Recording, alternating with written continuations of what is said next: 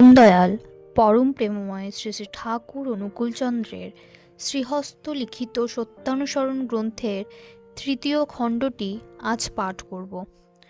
সত্যানুসরণ গ্রন্থের তৃতীয় খণ্ডটিতে ঠাকুর বলেছেন, জগতে মানুষ যত কিছু দুঃখ পায় তার অধিকাংশই কামিনী কাঞ্চনে আসক্তি থেকে আসে ও দুটো থেকে যত দূরে সরে থাকা যায় ততই মঙ্গল।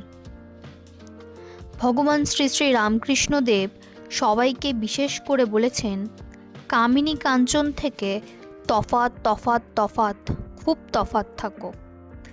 কামিনী থেকে কাম বাদ দিলেই ইনি মা হয়ে পড়েন, বিষ অমৃত হয়ে গেল। আর মাই কামিনী নয়কো। মার শেষে ঘি দিয়ে ভাবলেই সর্বনাশ।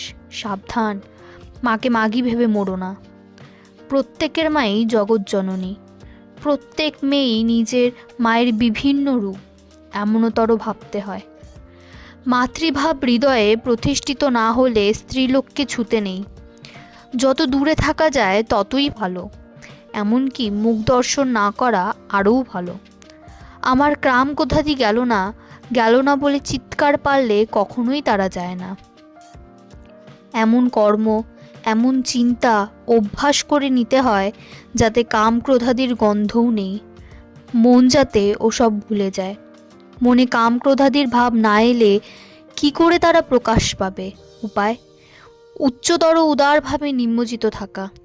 সৃষ্টিতত্ত্ব, গণিতবিদ্যা, রসায়নশাস্ত্র ইত্যাদির আলোচনায় কাম রিপুর দমন হয়। কামিনী কাঞ্চন সম্বন্ধীয় যে কোনো রকম আলোচনাই ওতে আসক্তি এনে দিতে পারে। ওসব আলোচনা থেকে যত দূরে থাকা যায় ততই ভালো। জয়গুরু বলে আমি আমার সত্যানুসরণ গ্রন্থের তৃতীয় খণ্ডটি আজ শেষ করলাম।